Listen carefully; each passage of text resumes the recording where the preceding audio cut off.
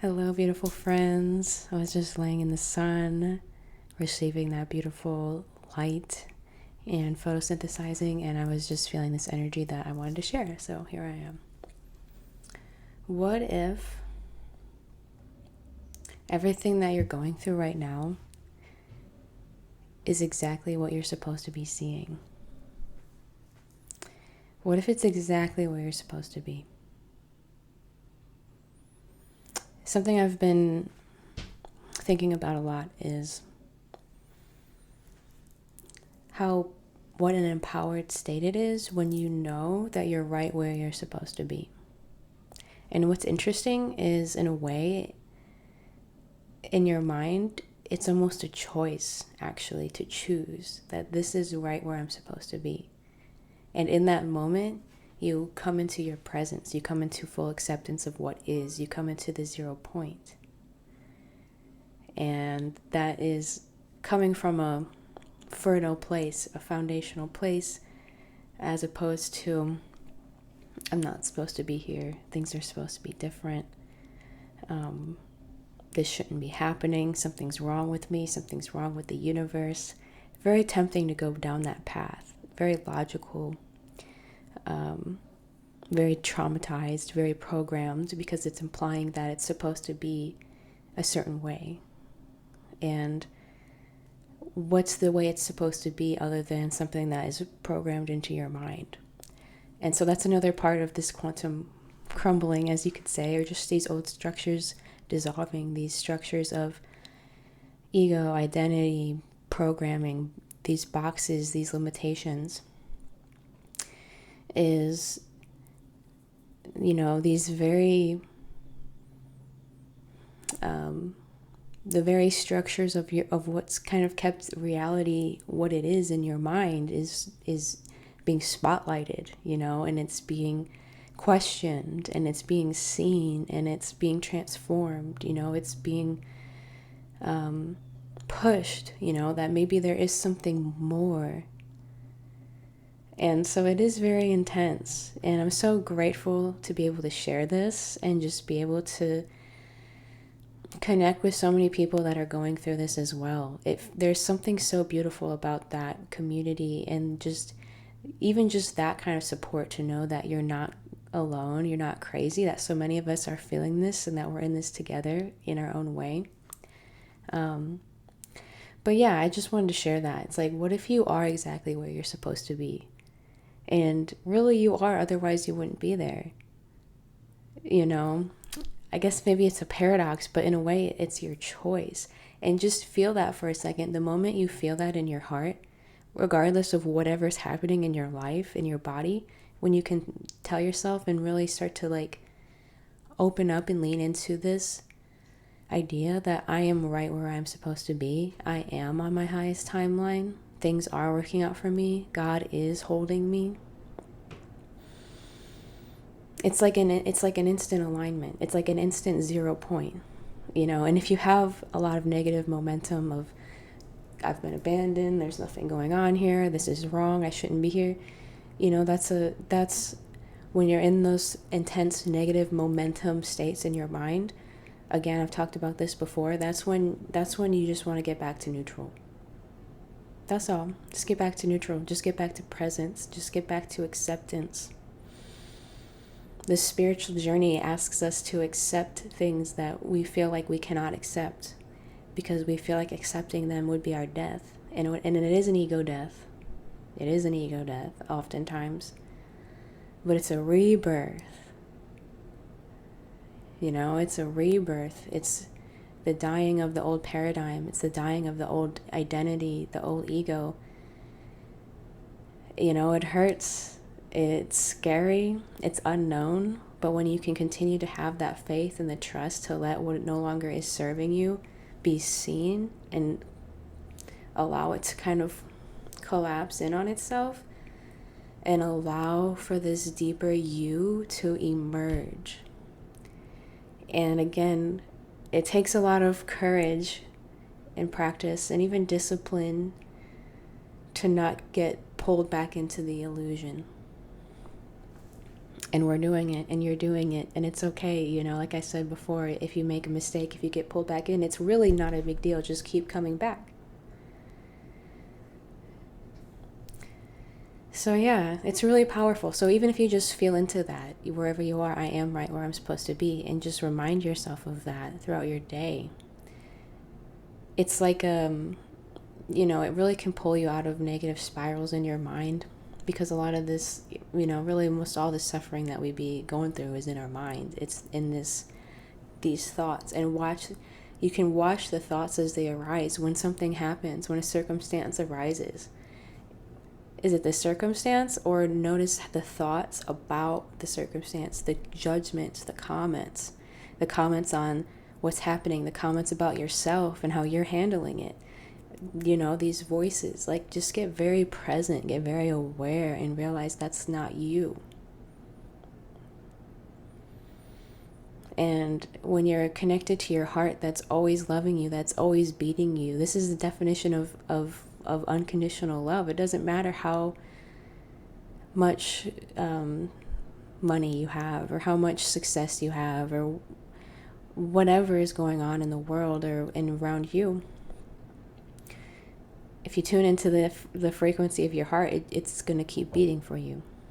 It's just, it doesn't, and that's kind of how the soul, to me, feels as well, is regardless of what's going on, or what challenges or obstacles or whatever are arising, the soul, how to explain this? It's like the soul doesn't give a shit about anything, in a way.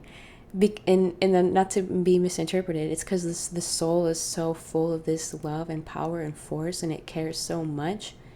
It's almost a paradox. It cares so much that it doesn't care, because it's unstoppable, it's eternal, it's invincible, it's who's never born and never dies type of energy. When you tap into that light of God in your heart that's within you, that's within all of us, it's so amazing beginning to tune into that. And the key is embodying it. So tuning into it, and that's really the practice that we're all doing, is not just, again, thinking about it, or having a spiritual experience, and then you go back to normal life. It's, it's like we're really being asked to embody it, to be in that light, to make decisions from that light, to take action from that light. And again, it's a practice, it's a practice. But it's the most rewarding practice. So let's see if there's anything else I want to share. That really just came through. It's always very spontaneous. And that's what I mean. It's just amazing when you open up to God within, that's living inside you always, no matter what, and allow it in without trying to impose your own ideas on it, without trying to impose your own even will on it, without trying to impose your own stuff on it, other than, I'm going to tune into light within my heart right now and see what God wants to show me, regardless of what it is, and allow that to come in. And it's really beautiful. That's a really great meditation, honestly, to practice. It's something I practice pretty much every day, and I feel like I have to, because if I don't, I just, it's like the ego wants to take control of the day. The ego wants to take control of everything. And, it's kind of like when the ego takes control, that's when you kind of find yourself going back into this, I don't know how to say it other than rat race paradigm. That's what's coming through. And it's okay, but just starting to bring more awareness into it and shifting more into it. It's amazing what can happen when you allow the light of God within you to fully come through and shine on you without having to comment on it, without it having to be or look a certain way, without needing to get something specific, without trying to get anything out of it, but just really being open to receiving God. And a lot of times I find that the challenges in our life, it's so crazy. A lot of times the challenges in our life are happening to show us where we're not allowing God in. And I've been seeing this, and it's been a really interesting experience, and maybe you can relate or think about this, where those areas of your life where if you get down, because that's a practice I do whenever I'm really doing anything, is to just keep going deeper and deeper and deeper and seeing what I find. And a lot of times with things, you go deeper, you find that there's a part of you that when you're scared or suffering or confused, maybe you feel like God's abandoned you.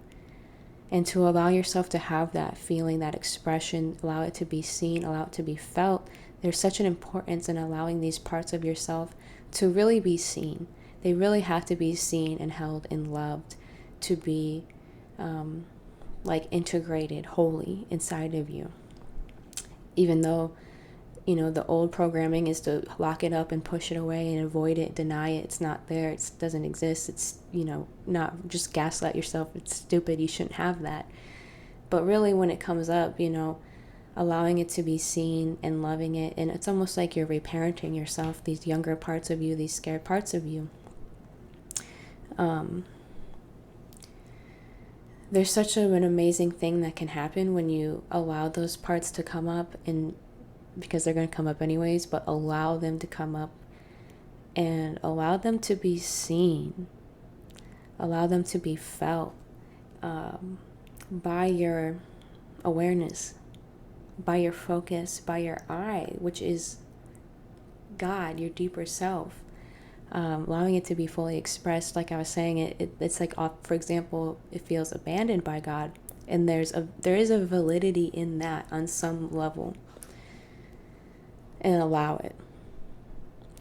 And as you do that, this is a really like solid transforming the darkness technique. As you allow it to be expressed within your body, however that may be, fully, whether it's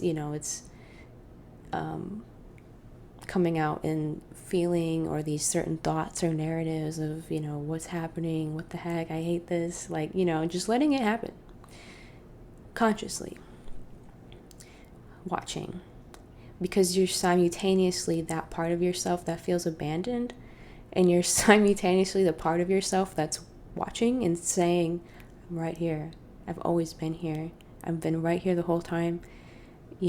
Have your have your expression or your tantrum, or have your release.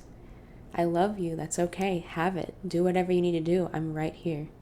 And it almost creates this integration, this unity, because that part of yourself that feels abandoned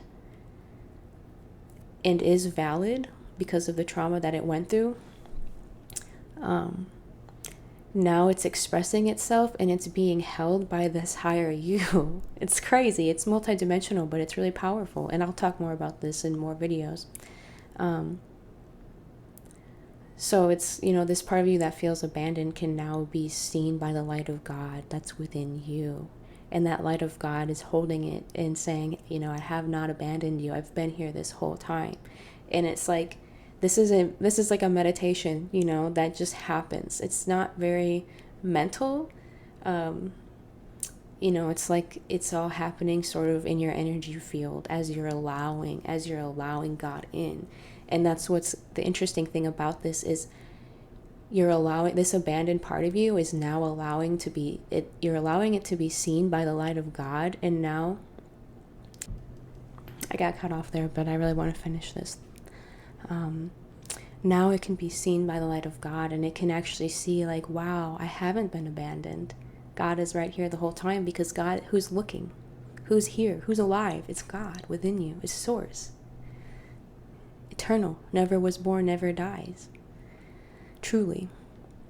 So it just activates, and it integrates that part of you. It's really amazing, and that's just one example. But I know it's kind of deep, but hopefully that makes sense. There's a lot of power in that you're simultaneously the one that is feeling abandoned, and you're also the one that's been here the whole time. That's coming more and more activated online in your body. That's why we're, experiencing this new level of consciousness. It's our DNA is opening up to be able to be in a higher density, a greater capacity for consciousness. And so it shines its light upon this density, these darknesses or whatever, these shadows, these things that have been hidden, that have been secretly kind of controlling our life behind the scenes, because this is the unconscious. What I'm describing is literally making the unconscious conscious, and it's happening naturally. That's what this, that's kind of what the quantum crumble does, is it pushes you. It pushes you to, it pushes this unconscious stuff up. It's almost like it pushes it out of your body, and for it to move, it has to be seen, held, loved, accepted, integrated back into the whole. There's nothing wrong with it. A lot, people will tell you, like, a lot of times your shadows, through your shadow is your greatest gift, your greatest light, your greatest power, your greatest awakening. So it's really amazing. So that's kind of, I'll share more about that in upcoming times, but I just really wanted to share that. That's what wanted to come through. So I love you all so much. Until next time.